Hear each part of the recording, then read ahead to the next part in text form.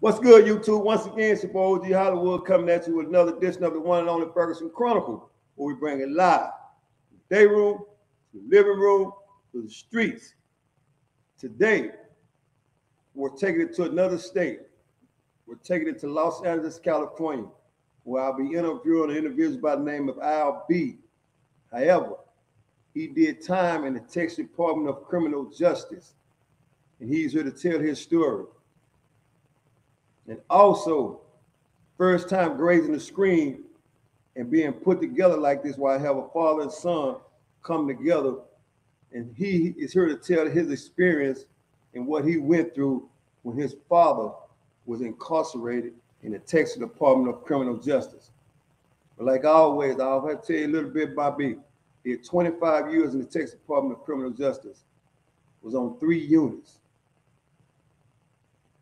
Other than that, let's check in with Mr. Al B, please. What's good, Al? Hey, what's happening, Wood? What's good with it? Oh, man, just like I was telling the viewers, man, I'm here to bring you in today, man, to tell your story of the time spent in the Texas Department of Criminal Justice, man. And like I mentioned to them, man,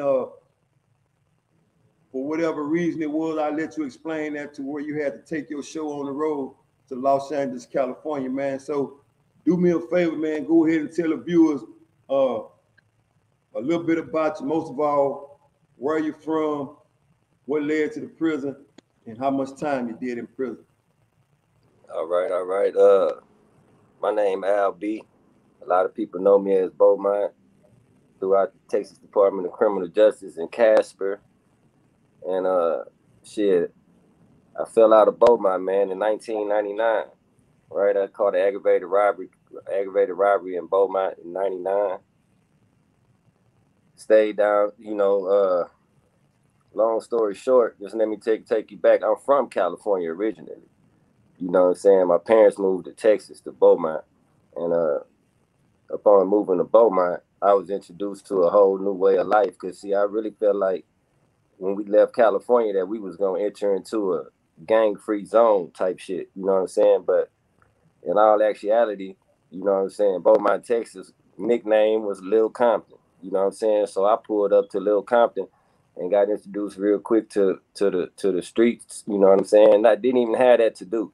You know what I'm saying? Because I come from a good family, a 2-home family, but just coming from California, going to Texas, I feel like we had to be a part of something. You know what I'm saying? So we created our own shit. You know what I'm saying? And started having little, just running the streets, man, doing shit, man, robbing and stealing and getting with girls, selling drugs and all that little shit, man. And before you know it, 17 years old, 18 years old, facing 5 to 99. But I ain't never thought like that, so end up getting 12 years, you know what I'm saying? At the time when I got 12 years, I was 18 years old, had 2 kids, a son and a daughter. Nobody could really understand what we was going through, but a job back then was paying $5.45 or something like that an hour, man. So I just never did work no more than 2 months at a time, and then get a check, and then I'm back doing the same thing. But what led me to the penitentiary, man, was aggravated robberies. You know what I'm saying? And finally got caught up. You know what I'm saying? And ended up getting 12 years, man. And started off at the transfer facilities in Beaumont. You know what I'm saying? Went back and forth from one to the next because they sent me from the old county. Then we went to the Larry Gist and finished transit over there. Had got into some altercation, and got shipped to All Red Unit. Stayed over there for probably like 4 years. Then I went to Gib Lewis in Woodville. Did the rest of the time, up until my last like 18 months.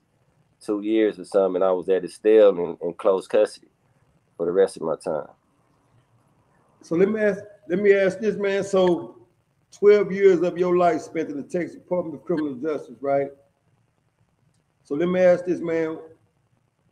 What was it for you pulling up at your first unit and getting off the bus at the back gate? What was going through your mind? Man, I'm gonna go ahead and I'm gonna call my first unit, you know, real unit was Larry Gist, because it was everybody was in all white, even though it was a state jail. Larry Gist was rocking and rolling back then. You know what I'm saying? It was on site for whatever. It just really wasn't nobody dying, but niggas was catching paper on the regular. You know what I'm saying? So it was every day. So getting off really, man. I'm gonna take you back. Really, I'm gonna take you to getting off the bus at Huntsville. You know, at the Bird Unit.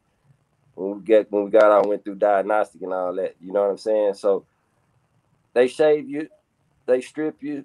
You know what I'm saying? It's like you know, nuts to butt. You know what I'm saying? Nuts to butt in the line. You know what I'm saying? Get naked.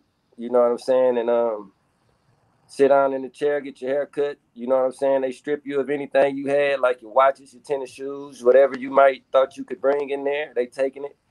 They shaving your face off. You know what I'm saying? Letting you know that you can't be. We couldn't have hair on our face back then when I was coming up. You know what I'm saying? We had to be in a clipper shave pass. You had to have a clipper shave, or if you couldn't shave with a razor, they didn't give a damn. But you ain't gonna go to trial with no hair on your face. They gonna send you back home type shit. You know, it was hard like that when we first came through. They tried to boot camp it. You know what I'm saying? Everybody in line talking loud and shit. You know what I'm saying? Made us cut our hair off.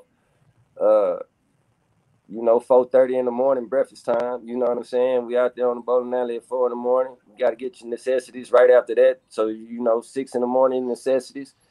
And, you know, your day just started early. It was a lot different. You know what I'm saying? It wasn't like probably when it went back in the, you know, when you put your mattress down type shit. When I got to my first unit after diagnostic and everything, my unit was really all red, man. That's my first unit, because I had to hit 8 building fresh off the bus, because I had gotten to an altercation at the Larry Gist where I just left from, which is just a transfer. But they still strip you of all that. You know, you in all white, and you know what to do, what not to do. By the time you get there, you got a 2-year transfer time that you got. I didn't make the 2 years because I had caught another case, and they sent me to all red trying to really scare me up or whatever. You know what I'm saying? They sent me as far away from home as they could. So let me ask this, man. So what was your mental thought waking up in prison on an everyday basis? Man, the most important thing while I'm here is to get up out of here. All this other shit is temporary. You know what I'm saying? It's temporary.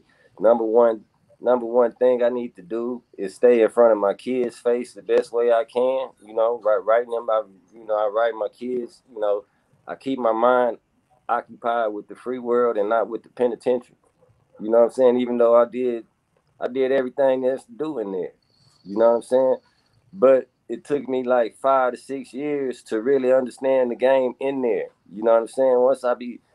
Once I became, I guess, what you call a regular, you know what I'm saying, and everybody knew who I was, and you know what I'm saying, I didn't crashed out a few times, you know what I'm saying, I ain't, you know, and I came back, and niggas know niggas know I'm solid, I ain't with the bullshit, so, you know, people start fucking with you, officers start fucking with you, they start realizing they can trust you, and before you know it, a whole nother life opened up for you in there, you know what I'm saying, so, man, it was...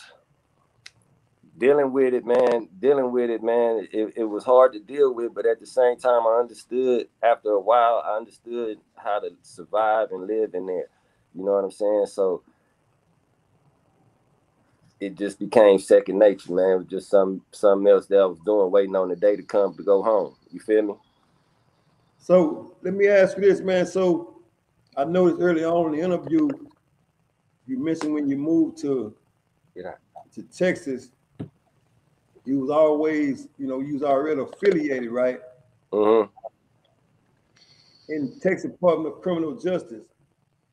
How did your affiliation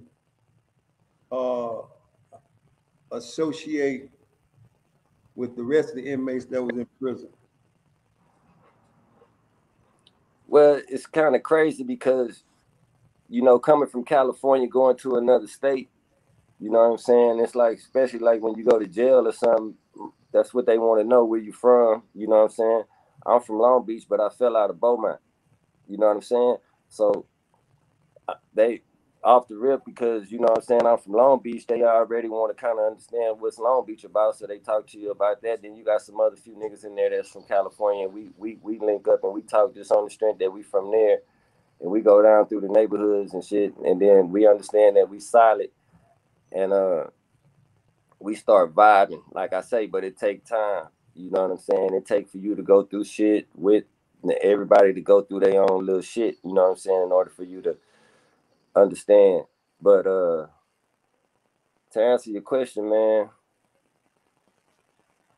I just when they came from Beaumont, you know what I'm saying? I'm from the Peoria in Beaumont, Deuce Trey, 23rd Street. If you don't know about it, man, it's up under the stairs. We ain't got to keep talking. You know what I'm saying? And once they understand that you ain't running, and you know what I'm saying, you gonna stand up, then and you do stand up, then you know what I'm saying, you really ain't got that issue no more. You know what I'm saying? And then you know they trying to give you as much time as they can. I know too many people that done went down with 2 years and ended up with 30 years. You know what I'm saying? Just off of that type shit. You know what I'm saying? So you got to calculate the decisions you make in there the same way you do out here, man. Because you know what I'm saying, you will get lost in that sauce. You know what I'm saying? Because you can end up with a life sentence and you ain't have but 5 years. You know what I'm saying? So you got to make sure you grown man. You got to pick your battles at the same time. You know, so it was cool for me as far as that go. You know what I'm saying? I had to do what I had to do on certain occasions. You know what I'm saying? And but I mainly mind my own business, man, and stayed out of people's shit, and made sure people stayed out of my shit, and I ain't had no problems. You know what I'm saying? Yeah. So let me ask this, man. So, from your personal opinion, right? LA, Beaumont. What is the difference between LA and Beaumont, from your personal opinion? All right. For my personal opinion, man, the difference, I'm gonna say, from LA and Beaumont, man, is, for one, everybody in Beaumont know who I am. Damn near. The players that matter, they know who I am. And if they don't know me, they can ask about me type shit. So the circle's smaller, right? In LA, you gotta really be from out here, just like I'm from Beaumont, in order for people to know you and fuck with you. But the difference from Beaumont and LA is, if you from LA and you come to Beaumont, just the strength that you from LA, people gonna embrace you because you from LA. You know what I'm saying? Now, if you gang bang or something, say for instance, you from one of these big sets that they got the 6-0s and the Hoovers and different sets, right? So if you from California, you from either 6-0 or Hoover or something, you move to the city where it's smaller, but you from 6-0, and they call this the motherland. You know, say you from the motherland and you from 6-0 or out there, they gonna kind of respect you off the TOP, right? But vice versa, you come from Beaumont and you come down here, you know what I'm saying? And you could be a real nigga in your city, you know, but they not gonna accept you like that. Cause they don't know. They gonna be talking to you like you a country boy, like old country ass nigga from Texas. You see what I'm saying? Yeah. I got a problem with that. You know, I got a big problem with that. You know what I'm saying? So uh I I'm always the one out here telling them, you know what I'm saying? Y'all really got the game twisted. I'm put it in their ear, letting them know we ain't nothing soft or slow about this down here. You feel me? You know what I'm saying? So they got me out here, even though I'm originally from out here, and I'm originally from Long Beach. I'm from Texas. You feel me? I'm because now they can piss me off to the point where I'm from Texas. Yeah, if that's what it is, that's what it is. And I'm proud to be from Texas. You know what I'm saying? Because I ain't got to deal. See what they do, kind of like vice versa, is so you can understand it. You know how you treat a white boy. Yeah. When he pull up, you treat a white boy like, you know what I'm saying? If you got something you're selling for 150, your white boy come up, it's 275. That's how they try to handle us. You see what I'm saying? So I got a problem with that. You know what I'm saying? They like just because I'm from the South, I got a little twang in my ain't nothing slow about me. Questioning my intellect, because of certain, you know, because you feel a certain kind of, or you don't even know, because half of you niggas ain't never left the neighborhood. You know what I'm saying? Y'all ain't never been down there to understand what I'm talking about. See, I done been both places. You know what I'm saying? And I did 12 years in the penitentiary in Texas, so I know what they got going on in West Dallas, and I know what they got going on in Bunton. I know what they got going on in Haverstock. You see what I'm saying? I know what's happening in the mountains. You feel me? I fuck with people from everywhere, so you can't sit up here and talk to me and sell me no wolf ticket. You know what I'm saying? And I feel some kind of way when you even try. So I bump heads a lot of times with people behind that question you just asked. The difference, it really ain't no difference. You know the difference? In Texas and Beaumont, a nigga gonna come knock on your door. Out here, they gonna shoot your house up. That's the difference. Yeah. If you ask me. So let me ask this, man. So early in the interview, you said the 12 years, and what stood out the most to you is that you were always trying to work your way out of prison to get back to your kids, right? Right. So what was it like for you after discharging the 12-year sentence and finally getting out of prison? Man, Hollywood, listen, check this out. I told you, like, when I got to Larry Gist, that was the transit time, my first 2 years, right? I had, somebody had jacked me for some shit. In my mind, mentally, they jacked me. But the play didn't even go through like I had thought, but I didn't know that until the next visitation, right? So, the last visitation, the play was made. I ain't gonna know, talk to my people at the next one until, so anyway, I had to fall out of place, man, and squabble up. You feel me? I went out of place. I'm on one side of the unit. It's I'm on the inmate side of the unit. I'm dealing with a white boy that's working outside yard, and he leave the unit every day, but he way on the other side where the consignees at. You know, all them state jail people or whatever. So I get my commissary bag in my pocket, you know what I'm saying, fall out of place over there, go to the white boy bunk and tell her, because there was dorms over there, say, you know, you finna fill up this bag. I ain't leaving without something. You got me fucked up. I done already came, because they done already, I done already did my investigation. If you ain't got it, you should, you still, you can finna come, because you feel me? So I went on ahead and did what I did. You know what I'm saying? They shut the building down. They did they count. They found out we was out of place and shit. You know what I'm saying? Who I was out of place. We went to the over there. They call it K building. You know, behind the blue doors or whatever. So we at K building. I'm in K building, and then they called me out my cell one time. You know, and they read me my rights and shit. Like, you got the right to remain silent. Anything you say can and will be held against you. Whoop de whoop de whoop. You know what I'm saying? I'm like. So next thing now, they call me to major court. I go down to major court, you know what I'm saying? I'm in front of the captain, you know, straight up redneck, man. He was pink like a pig too. And had the cowboy hat on and everything. He told me, man, you know, I don't care what you do, but you're going to keep your hands off my white boys, right? Yeah. Point blank told me straight like that.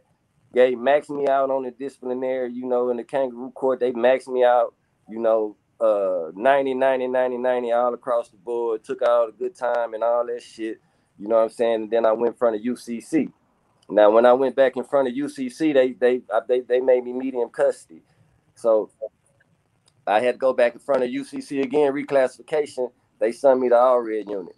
That's when they got rid of me, right? They like, we finna put you over here. This was supposed to be a level 5 max unit, super max, you know what I'm saying? They had the super seg and all that over there. Whoop-de-whoop. So I fall over there and I landed up on 8 building. You know what I'm saying? So when I landed on 8 building over there, I already, that's medium custody. Yeah. Yeah. So I landed on 8 building. I did the whole year on 8 building. Right when I got out of 8 building, I got a lay-in for the mail room. I go to the mail room, legal mail. So I'm like, okay, I'm finna get a parole lawyer. This is what I'm thinking. It's a whole motherfucking indictment, dog. So I got indictment on aggravated assault with a deadly weapon. I'm like, how? What the fuck? You know what I'm saying? So they trying to say I had steel toe boots on and stomped on the white boy and broke his thing and all kind of different shit that didn't happen. You know what I'm saying? I hit him. I ain't stomp him or nothing. So I'm fighting this case. They gave me a state counsel for offender, whole ass white boy named Kevin Nash. I'll never forget his name. Coming down there trying to get me to sign for 17 years, bro. Stacked on top of the 12 I already got. So my struggle to even get out to see my kids and not tell them exactly what the fuck going on in here was kind of hard because I'm steady writing, I'm staying positive, you know what I'm saying? But the whole time I'm fighting the whole free world case. So I'm dealing with that shit. They taking me to Styles I'm at the time I was when I started going back and forth to court, they was taking me to Styles Unit. And that's where I would go to court from. And then I pull up on Styles Unit and it's right in Beaumont. Everybody in this bitch I know. I'm like, damn, I know the officers. Now that back gate there, that was the best back gate I ever got off the bus at. Yeah. Oh, everything, Hollywood. Yeah. Look, my ex-girl was the one with the thing. You know what I mean? I'm like, she looked up, I said, oh, it's going down over here, man. Yeah. So it was on. I was always over there for about 2 weeks to go to court. So I go to Styles and put a plate on and go back to the unit with the whoop whoop. You feel me? So, yeah. So anyway, man, so I'm fighting that case and still trying to do time, but Carter fucked around and caught another case on Larry Gist, man. Like after being locked up for 8 years, they hit me with a criminal conspiracy and a bribery case behind trying to get an officer to bring back some tobacco products and shit like that. You feel what I'm saying? Yeah. So I got indicted. It was like 6 people got indicted, and I was one of them. You know what I'm saying? They tried to give me 7 years. The bitch she pled guilty and signed for probation. At that time right there, I told my lawyer, shit, how she wasn't credible no more as a witness against me, and that's the only thing they had. Yeah. You know what I'm saying? So he filed motion to dismiss and dismissed that. That got dismissed in like 2010, Hollywood. I discharged in 2011. So when that bitch got dismissed, they sent me that paperwork from that was the best legal mail I ever got. Yeah. Because I felt like I made parole right then. I just got to do the halfway house because I was already in close custody. You know what I'm saying? So I started building, man. I stopped reading bullshit novels a long time ago. You know what I'm saying? So I started putting fat on my head through reading because I felt like if I wanted to be in a position of greatness, then I got to know how to wear that hat. You see what I'm saying? If I want to be a leader, then I need to read all the leadership books that I can. If I want to be a management, I need to read the management books. I need to learn. You feel me? I was kind of like Malcolm X when he was locked up. That's who I was trying to be like, where I can get out and just be sharp. You see what I'm saying? But upon getting out, when like I say, man, it was the best thing that happened when I got that letter, that legal mail, because I was ready to discharge. After that, I didn't give a damn. I was like, yeah, I'm good. So when I got out, man, and I started applying for jobs, bro, and I discharged my sentence, and I didn't owe them nothing, and I started applying, and them old kept talking about the 12, about the back. I say, listen, man, that shit is done, and I don't owe them shit. Why is y'all talking about this, man? I paid that shit. I paid in full. You know what I'm saying? If I finance a car and I pay this bitch off for 72 months, and you gonna tell me after 72 months that you better not call me talking about nothing. It's paid off, right? So why we still talking about that? You know what I'm saying? So I started my own shit. I'm no apologies necessary. Don't tell me nothing about what you sorry about, man. Just respect me like you respect the next man. Yeah. You see what I'm saying? Because we all deserve that, man. You know what I'm saying? And after all the time I did, I feel like I deserve it and I ain't got to explain shit. If I don't tell you about it, don't be digging me up trying to figure out nothing about me, because especially some shit I did when I was 18, you know what I'm saying? I'm 43. It's like, come on, you know what I'm saying? So, let me ask this. So, man, what was the relationship with you and your siblings? Man, I got one brother, and I got 4 god sisters. They all kept it 100, man. God gave me 4 sisters that kept it 100. My brother kept it 1,000. You know what I'm saying? My mom and my daddy was there the whole time. I had a support system. I still do, which is good. You know what I'm saying?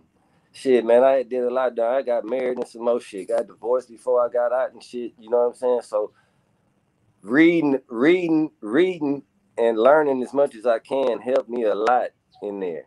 You see what I'm saying? It helped me accomplish a lot. You know what I'm saying? It helped me kind of, even though it's not the right thing, but it helped me bring the free world to the penitentiary, so to speak. You see what I'm saying? It helped me to know how to manipulate and maneuver around in there to get to where I needed to be. So it's helping me now to learn how, just like we, earlier, Hollywood, we was talking, you say, same way we maneuvered around in there, it's the same way here. It ain't nothing changed. You know what I'm saying? It's the same way. We got to go step 1, step 2, step, whatever the fuck we got to do. You feel me? But we got to get, But so what is the relationship, how is the relationship between you and your son? Man, relationship between me and my son is good. It's always been good. Me and my daughter relationship was rocky to begin with when I first came home. And I just treated her like my queen, you know what I'm saying, and let her know that time is gonna show you. I can tell you all I can. I'm telling you all. I'm telling you. But just let time come, and time is gonna prove. You're gonna hear my voice again, like my daddy told me. Time is gonna show you what I'm talking about. You know what I'm saying? And as time been teaching her, me and her is tight as a mug, man. Me and my son, tight. Me and my daughter, super tight. So I'm just blessed, man, that I'm able to have a relationship with them after 12 years, you know what I'm saying, of being absent. You know what I'm saying? Even though I was in the mailbox as often as possible, you know what I'm saying? Sending, you know how you send, you send niggas drawing shit and buying it, sending it, you know how they go. But there ain't nothing like being there, you know what I'm saying? And going to the games and, dropping, ain't nothing like that. So they forgive me for that, man. They understand. You know what I'm saying? One thing and since I've been home, they see that I ain't good at sitting back watching nothing happen. I'm trying to make something happen. So I just was young and thought that what I was making happen was, but it ain't amount to what I wanted it to, man, And I really feel like I don't regret. I don't regret what I did. I just regret that I didn't have knowledge of the consequences of the shit I did. Yeah. You see what I'm saying? Because when I was sitting in front of that judge, and when them people said I'm facing 5 to 99, man, the first offer, because I had like 4 robberies in one, because I went in and everybody laid down. You feel me? So they was coming at me with like some motherfucking wide receiver numbers. You see what I'm saying? Yeah. To be the first office, it was like, shit, this is my first time ever getting in trouble. You know what I'm saying? And yeah, they was talking like Jerry Rice. You know what I'm saying? I say, nah.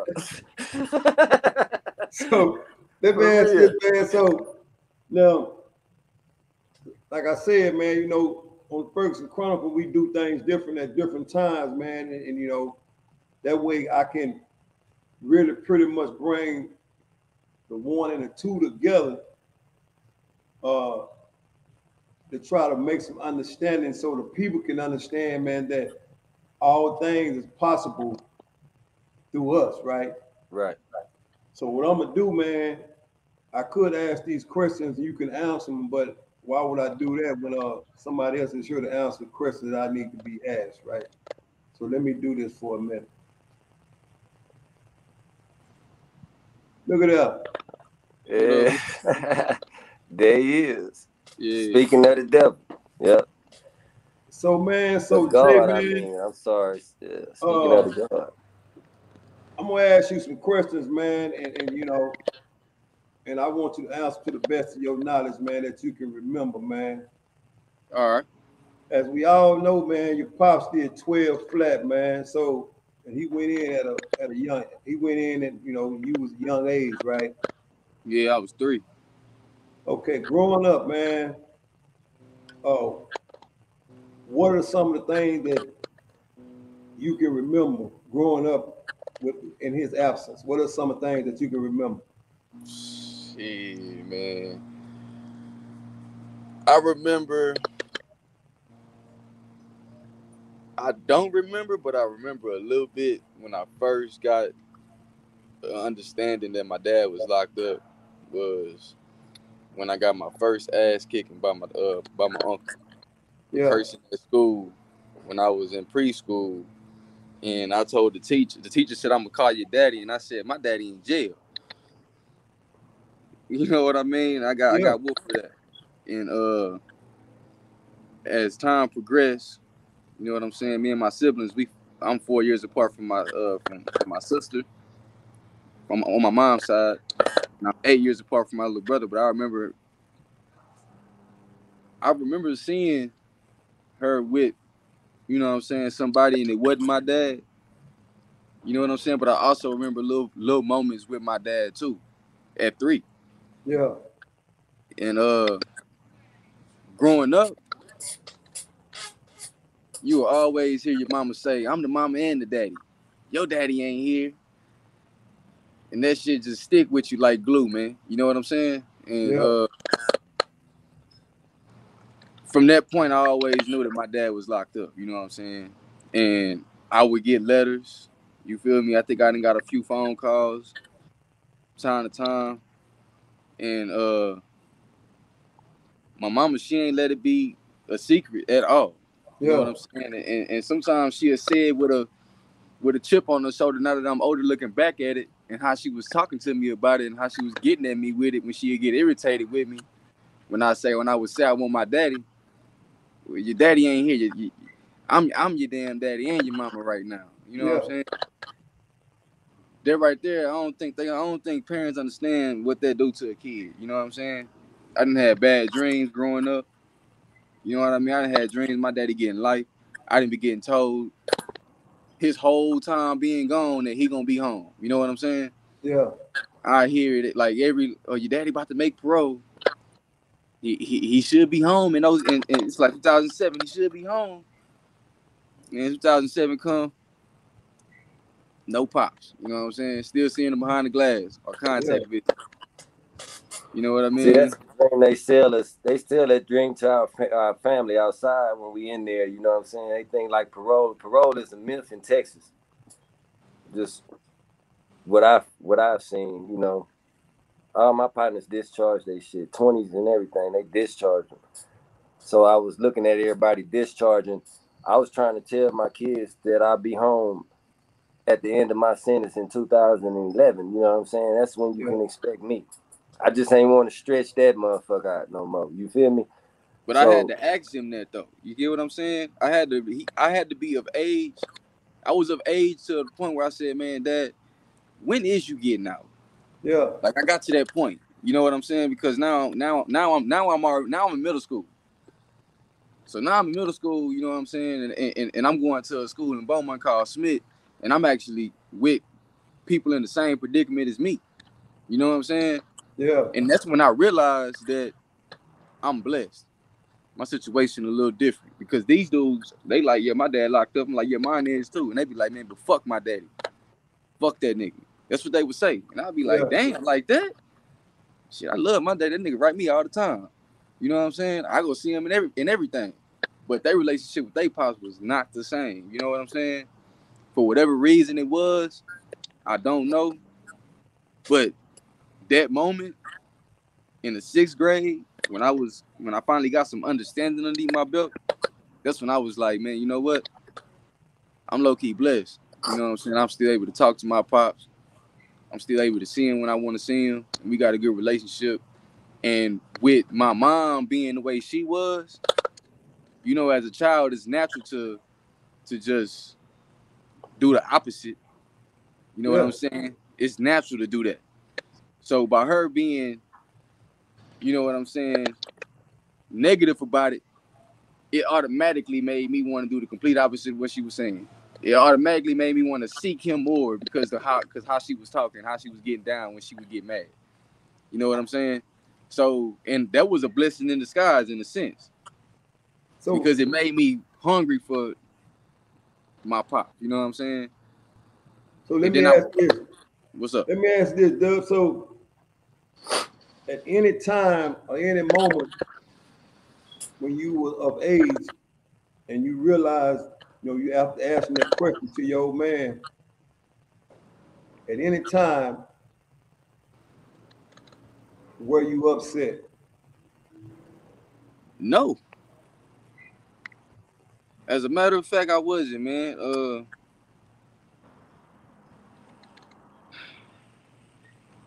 Man, you know what? My dad told me he had said a prayer when he got locked up, right? I'm surprised he ain't mentioned this. He asked God to keep his kids close to him. You know what I'm saying? Yeah.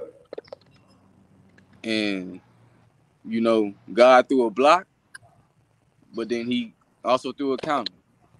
You know what I'm saying? Sister was the block, but I was the counter. See what I'm saying? So I've always had an understanding. I guess that was God, because I never was mad. I never was like, man, why he did this, man? He the reason. You know what I'm saying? I'm like this, man. He the reason why I never, ever to this day ever has blamed my pops for nothing. You know what I'm saying? He did when he got locked up, bro. Never. And I don't know if it's because I had uncles around me that was able to talk to me about it. You know what I'm saying? And explain to me because they come from that, or what it was. But for a kid growing up with their dad being incarcerated and with a mom that's a single mom that throw jabs at you here and there when she get mad, and for you still to not have no ill will towards your pops, man, they can't be nothing but God. Yeah. So let me ask you this, man, because like I was explaining to the viewers, man, this is the first time this combination ever hit the screen of the Ferguson Chronicle, man, while I had father and son on here, man. And I like to say, man, just for the viewers, man, people realize story where nothing is ever scripted. And I appreciate you both for coming on, man. But and hopefully you all have set the stage for other father and sons to, enter this screen, right? Right. And I'm not expecting for anybody else to enter this screen to have the same relationship that you and your father have, because like you said, you've met people in your life to where you thought you had it bad and they had it real bad, right? But what I'd like to ask you, man, is that although he's been home and y'all shared moments together, man, but we all men, and sometimes it's things that we want to ask, but at that particular moment we don't ask, right? Right. So, and I I ask both of you all this question. You all can answer it in any which way you choose to answer it. But I'll start with you, Jay. Okay. Is it any one thing that you can think of now that you are of age that you haven't asked your father since he's been free? Yeah, actually, since I was a kid, how was you able in your mental to be able to continue to write me as much as you did, to the point where you would tell me in the letter, I'm gonna back down a little bit. I'm gonna just write you one time a week now. How was you able to deal with that mentally, knowing that I wasn't really writing you back? Really, probably only received maybe like 5 letters, if that, your whole sentence of 12 years.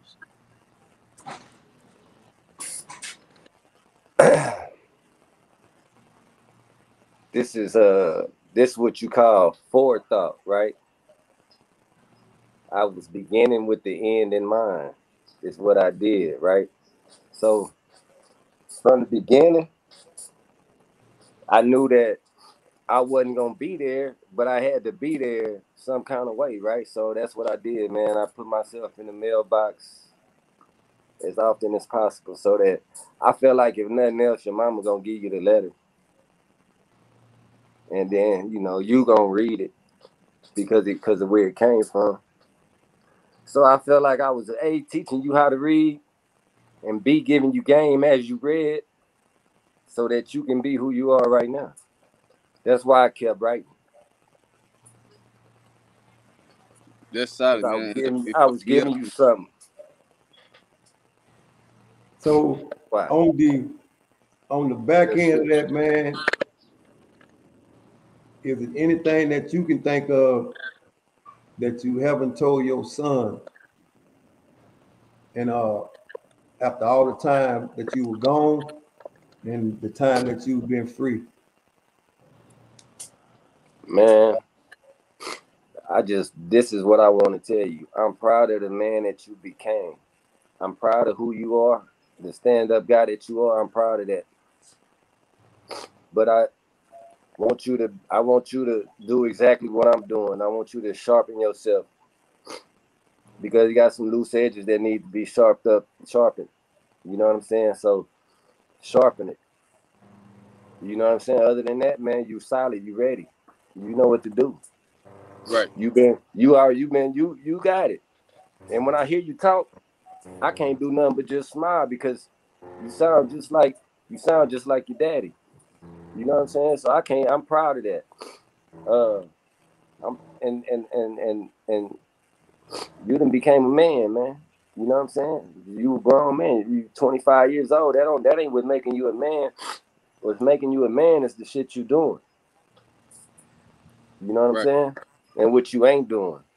That's what's making you a man. Continue on it. Just sharpen up. You know what I'm talking about. Yeah. But I like to say this, man. I mean, this is first of a lifetime, man. It's an exclusive interview without being J-Dub, man. This has never happened before, man. Although it will happen again after people seeing you all come together, man. Like I said, it's real life people, real life story where nothing is ever scripted, man. And I know, like I said, man, that nothing happened by coincidence. I didn't have to go looking for you all, and it wasn't hard for you all to be sent to me. So that tells me that everything is a divine presence, man. And with time, things heal, man. You know, even when it's not broken. You know, and that's why I want to bring y'all together, man, to ask those questions from your son and from the father, man, because I know one thing. I've been him and I've been you. I've been both, you know, with a father going to prison and me going to prison. And what I'm doing here today, man, is just to try to show people a glimpse that we can break that chain. You know, if we allow ourselves just to take the time out, man, and do the right thing, man. And like I always say, man, it's the character of a person that gets them to the next level, man.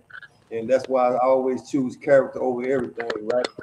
That's right. Character over everything. And for him to be able to grow up into the person that he is, man, and at 25 years old, man, and has never entered a prison system, man, that's the most beautiful thing in the world, man. Exactly. Because I'll say this, man, and I know many men across America will second this, man. First of all, your daddy did 12 years for you. I did 25 for you. Just to show you don't even have to go to prison at no time. Right. You know? And as many times you hear men glamorize prison, right? It ain't shit to be proud of, to have everything in your life stripped away from you. So I like to say that. And I want to add to the just for the listeners, man. You know what I'm saying? If you gotta raise your son your kids through the mail, man. If you in that position, man, you just heard it. They don't write back, but they kids, they ain't supposed to write back. You supposed to be the one doing the writing. You do the writing. You know what I'm saying? And they gonna receive the message. If you do the writing, that's just like with anything else. You put in the work, it's gonna happen. You know what I'm saying? Whatever you putting in the work for, it's gonna go. It's gonna go. It might take 2, 3, 5. It took 12. It don't matter what it takes. You know what I'm saying? Just keep putting in the work and it's gonna happen. You ain't gotta. If I look at it like this, if you got your kid's address and you in jail or you been in jail and you been having their address and you ain't in their mailbox, then you might not have pulled up to their house either. That's how I see it.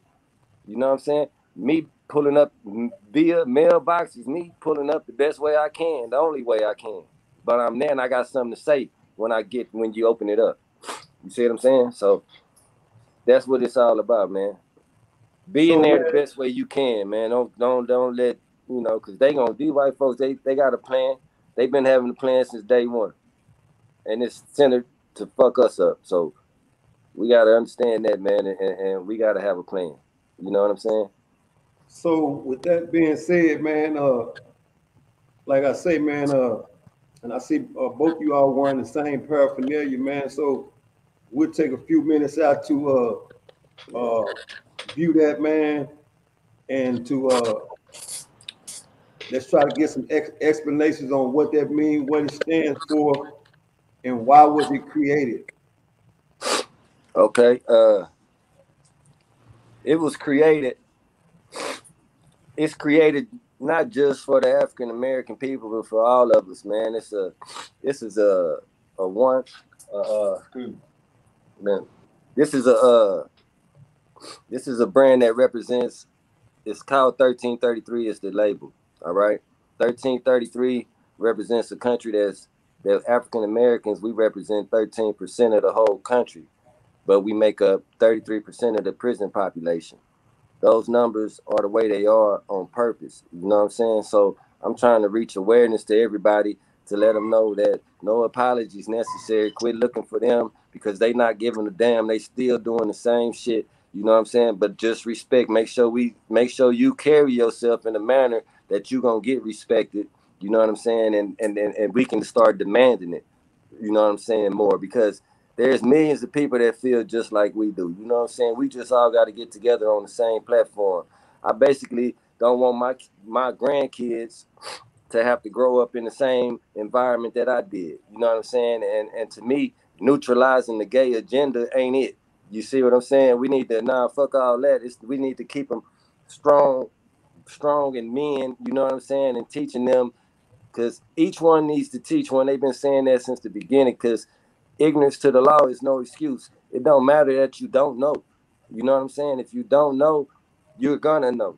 You see what I'm saying? If you get caught up in that shit, they're gonna make sure of it. So what we want to do is raise kids without the stigmatisms that we was raised under. One nation, under God, indivisible, and really with liberty and justice for all. You know what I'm saying?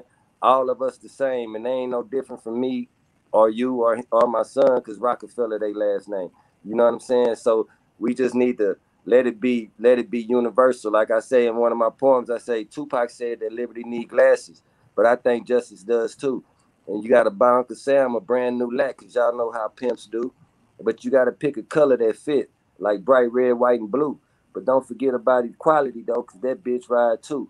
See, in the land of the free and in the home of the brave, everything seems cool when it starts. But then looking at the Wizard of Oz, I understand why the Tin Man ain't have no heart.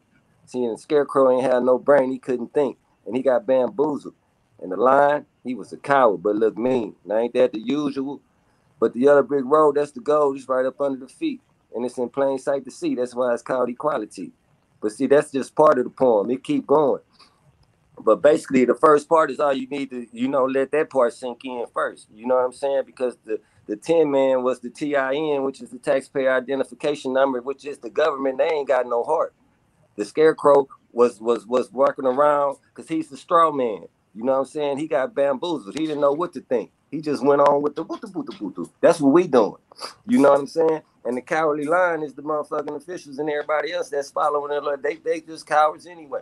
But when you get to the end and you see that the wizard ain't nothing but a little bitch, you understand? And he just got his voice solid. That's just what it is. We just got to figure out the play. You know what I'm saying? And execute our moves. You know what I'm saying? Because we can do it too. With no apologies, just respect. The same way they move, we can move. You know what I'm saying? We can move mountains too. You feel me? So with that being said, man, if anybody that's watching this video, man, wanted to purchase that merchandise, man, where would they have to go and find it? All right, you can go to my Instagram page. My Instagram page is al_b_smoother, SMOOVER. Because this Al B, I call, I'm a little smoother than the rest of them, you might know. So Al B Smoother, SMOOVER on Instagram. You can Facebook me at Al B Saunders. That's my last name. Facebook, Instagram. I'm on all platforms. Just hit me up on one of them and I'll share it all to you. That being said, man, once again, I appreciate you all for coming on the Ferguson Chronicle, man. As anybody can see, man, the only two men that have been incarcerated on this screen is me, myself, and Al. His son has never been incarcerated, but like I said, man, this is a verse channel. Anybody's welcome to come on, man. And today, I've proven that. So, with that being said, man, what I'll do, man, is I'll let you close the show out on any notes you choose to close it out on, man. And salute to anybody that you choose to salute to, man. And do what you say, what needs to be said from your personal opinion, man. And if Jay want to salute to anybody that he think might be listening or somebody that needs to be listening, I'll let him do that also too. All right. I guess I'll start off to the family, my family and friends. You know who you are. I'm gonna scream the cities: Long Beach, Compton, Inglewood, Los Angeles, Wide South Central, Beaumont, Houston. Baton Rouge, Lake Charles. Y'all know where y'all at, man. I love y'all. We done been around. It's time for us to each of us to reach out to somebody, man, and try to make a difference, man. Some kind of way other than what the agenda is. You see what I'm saying when I say that? When we need to make sure that we steer our people in the direction of greatness. You know what I'm saying? Longevity with it as far as greatness goes. You know what I'm saying? We need to start building and destroying. A lot of shit we got to destroy before we can build on. So I just want to thank my son for always being who he is. Because like he said, he ain't never switched up on me. I like to thank my daughter for always being who she has been, because if she didn't understand, it'd have been fake. She just so real that she kept it real the whole time. You know what I'm saying? But realness has caught up, as it always does. You know what I'm saying? So stay ready for the misunderstanding. You know what I'm saying? And morale for the wise is to stay ready for the surprise. Prepare for it, because it's on the way. You know what I'm saying? As long as you stay ready, you ain't got to worry about getting ready. You know what I'm saying? Don't leave out the cell with no shower shoes on. That don't make sense. You feel me? Yeah. Bring them with you. Put on your boots. Bring your shoes with you. You know what I'm saying? That's just what it is. So certain lessons I learned in there, you know what I'm saying, I carry today. That's what it is. And it's not literal leaving out the cell with your shower shoes on, but if you know what I'm talking about, you know what I'm talking about. When you roll out the bed, be ready. And like you say, every day is game 7, man. It's the first, second, third, and fourth quarter. But the day is game 7. Every day we preparing for it. So we stay ready, keep from getting ready, man, and push the line. You know what I'm saying? And from Texas to Cali, you know what I'm saying? That's coming. You know what I'm saying? From I-10 connected, we at the bottom. I-10 runs straight from the bottom of the United States, from California all the way to Florida. You know what I'm saying? So we coming with that too, because we want to bring everybody, we want to connect everybody together. You know what I'm saying? And the only thing I know is I-10. You know what I'm saying? I'm an I-10 baby. I've been from Texas to California my whole life. So I want to connect the South and the West. And then guess what? I want Florida, Mississippi, Alabama, Louisiana, and everybody else in there with me, because I fuck with them too. and I fuck with everybody around here. But you know what I'm saying? That's just the bottom. You know, we at the bottom. We sound alike. We talk alike. You know what I'm saying? So we go through the same shit. Let's introduce the world to us. You know what I'm saying?